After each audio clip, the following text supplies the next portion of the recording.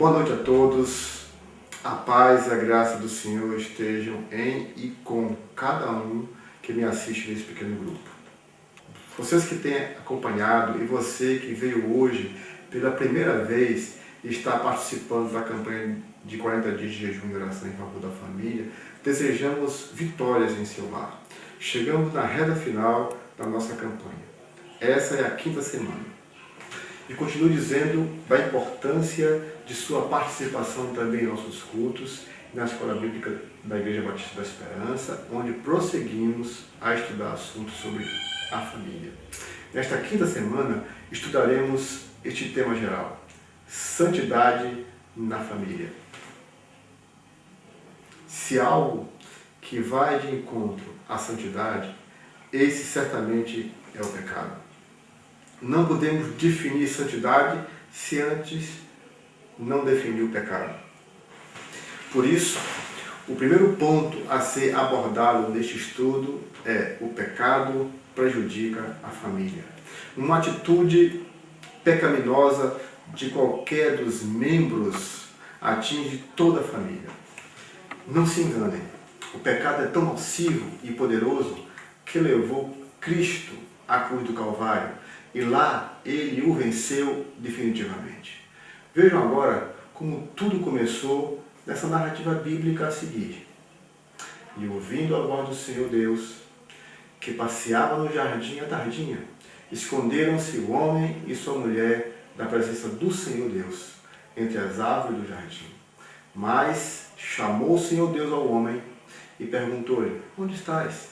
Respondeu-lhe o homem: ouvi a tua voz no jardim e tive medo, porque estava nu e escondi-me. Deus perguntou-lhe mais: quem te mostrou que estavas nu? Comeste da árvore que te ordenei que não comesses? Ao que respondeu o homem: a mulher que me deste por companheira deu-me a árvore e eu comi. Gênesis 3, 8 a 12. Essa história é bastante conhecida no meio evangélico. Ela mostra um casal, ou seja, uma família, na verdade, a primeira família, inaugurando a rebeldia contra Deus, definindo de uma vez por todas o que é pecado e os resultados prejudiciais na vida espiritual de quem resolve praticá-lo. Se observarmos este texto bíblico, vamos descobrir o que o pecado faz na vida das pessoas. Primeiro, o pecado tira a inocência. Inocência não é ingenuidade, sim a capacidade de não se contaminar com a maldade. E foi exatamente isso que aconteceu com o primeiro casal da existência. A Bíblia afirma que o ser humano vivia nu e não tinha problema de malícia e maus pensamentos. No entanto, ignorando a orientação de Deus, quando o pecado, antes de entrar no mundo, entrou no coração do homem, a primeira consequência foi a maldade possuir a mente humana. Pois percebendo o casal, Adão e Eva, que estavam nus, logo se envergonharam. A segunda consequência é: o pecado nos tira da presença de Deus e nos faz esconder dele. Esta não é uma atitude de esconde-esconde, como se pudéssemos realmente fugir da presença de Deus. O pecado nos impulsiona para fora de tudo o que é santo, e Deus é santo. A santidade de Deus nos faz conscientes dos nossos pecados e a tendência natural é o homem nem querer ouvir falar de Deus, religião ou igreja. O homem em pecado está separado de Deus, enquanto o homem em santidade está separado para Deus. Enquanto o homem em pecado reluta e se sente constrangido em ouvir de Cristo, o homem restaurado e santo deseja ardentemente estar na presença de Deus. Adão descobriu que fugir de Deus é impossível e teve de encarar e explicar sua atitude rebelde. Ninguém poderá escapar desse momento de encarar Deus. Observe no texto, mostra claramente o princípio da separação entre Deus e o homem pecador. Deus o separou, mas não o abandonou. Enquanto o pecador se esconde, Deus o busca e deseja o tornar santo outra vez. A terceira consequência do pecado na vida da família é: O pecado tira a responsabilidade. Essa foi uma reação em cadeia. Deus procurou o chefe da casa, Adão, cobrando-lhe responsabilidade. E fez a seguinte pergunta: onde estás? Respondeu-lhe o homem: ouvi a tua voz no jardim e tive medo, porque estava nu e escondi-me. Essa foi a atitude de Adão. E continua o diálogo crucial. Deus perguntou-lhe mais: quem te mostrou que estavas nu? Comeste da árvore de que te ordenei que não comesses? Daí em diante, foi só um festival de transferência de responsabilidade. Ao que respondeu Adão: a mulher que me deste por companheira deu-me a árvore e eu comi. É como se Adão dissesse: a culpa é sua, Deus. Não foi o Senhor que me fez casar com esta mulher? E ao mesmo tempo, não satisfeito, ele também transferiu a culpa para a mulher. Então Deus continuou, agora em direção à mulher. Perguntou o Senhor Deus à mulher: que é isso que fizeste? E a mulher não quer nem saber. Joga a culpa toda longe dela. Respondeu a mulher: a serpente enganou-me e eu comi. Bom, aí a gente tem uma observação a fazer. A serpente, a figura que representa Satanás, nada disse, nem se defendeu e nem transferiu responsabilidade. Por quê? Porque neste momento ele estava em festa, celebrando a sua maior obra. Ele conseguiu destruir o relacionamento santo entre Deus e os homens, inaugurando assim a morte espiritual. Era exatamente o que ele queria, justamente numa família.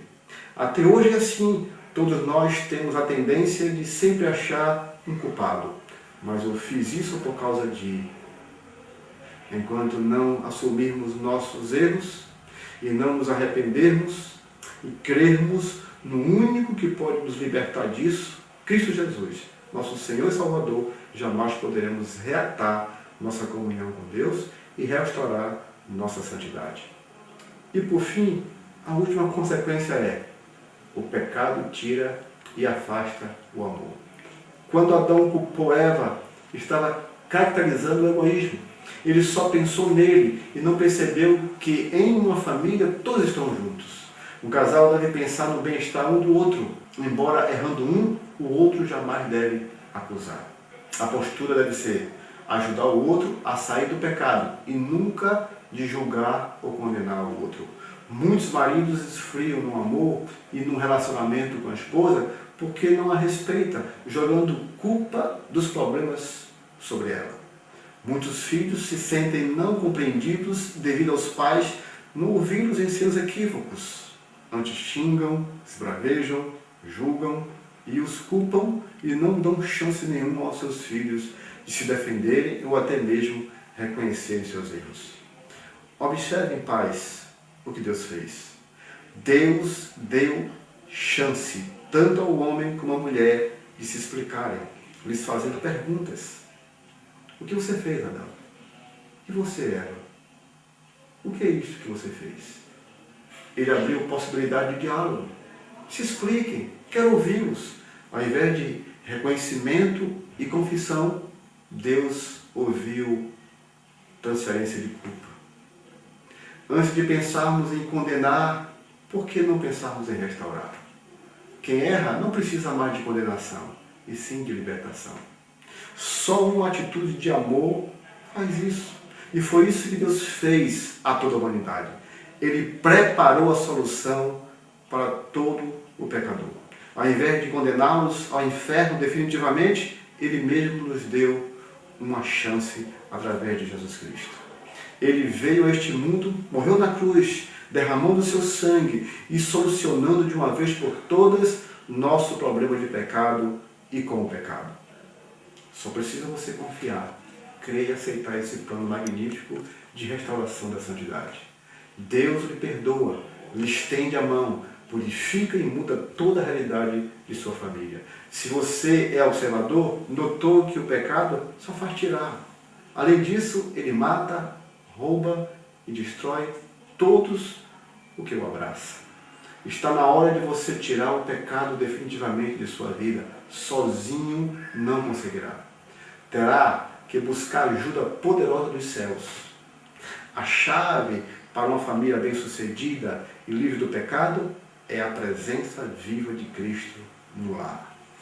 Pois está escrito: se o Senhor não edificar a casa, em vão trabalham os que edificam. Salmo 127, versículo 1. Agora, eu gostaria de incentivar você a se manter alerta contra o pecado e a afastar sua família dos danos que ele causa.